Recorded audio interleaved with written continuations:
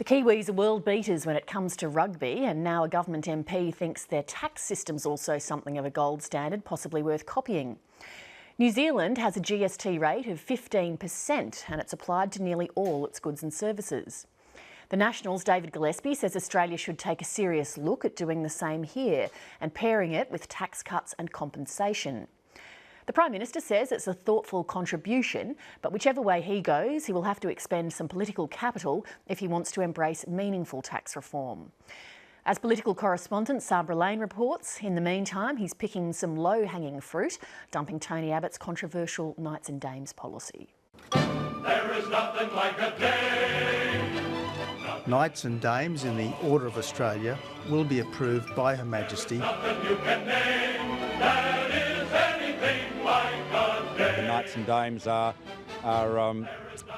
titles that are really anachronistic. They're out of date, they're not appropriate in 2015. Well, they never should have been brought back. It was a farce, a joke, a national disgrace.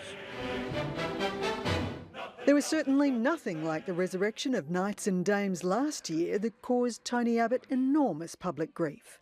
He revived the titles after nearly a 30-year absence from Australian public life. And his captain's pick earlier this year to knight Prince Philip was, some believe, the tipping point of his prime ministership. Today, the honours were killed off. It is a long way from being the most important issue in Australia today, but it is a change, as you know. Removing Knights and Dames from the Australian honours system was a decision the Cabinet has taken. Her Majesty's agreed to amend the letters patent, which are essentially the rules of the Order of Australia, and this reflects modern Australian. The services to sport. The Knights and Dames redux didn't work here, but across the ditch, Prime Minister John Key brought them back in 2009 with little public fuss. Mr Key also managed to jack up New Zealand's GST rate without a major political storm.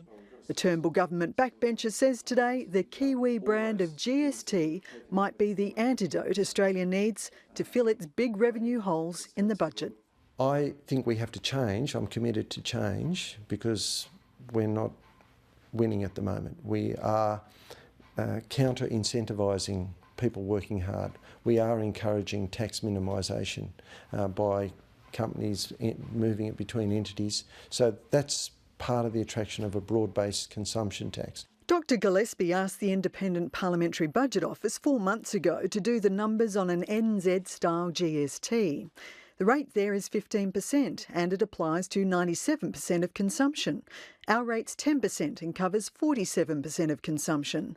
Copying New Zealand would raise an extra $65 billion a year. Dr Gillespie says the extra money would be split, with $28 billion given away in personal income tax cuts. $7.3 billion would be spent compensating those on welfare payments. $6.5 billion would go to those on aged pensions. Payroll tax, insurance and motor vehicle duties would be axed. But it would mean things like basic food, health, including private health insurance and education, are included in the goods and services tax. The Treasurer, Scott Morrison, says it's an extreme example. The NZ experience isn't a case of matching like for like, as it has no upper house to deal with or states and territories, and its base is very broad. There's no doubt that to some extent we see New Zealand as a little bit of a policy lab or experiment. If something works there, we might consider if we should do it here.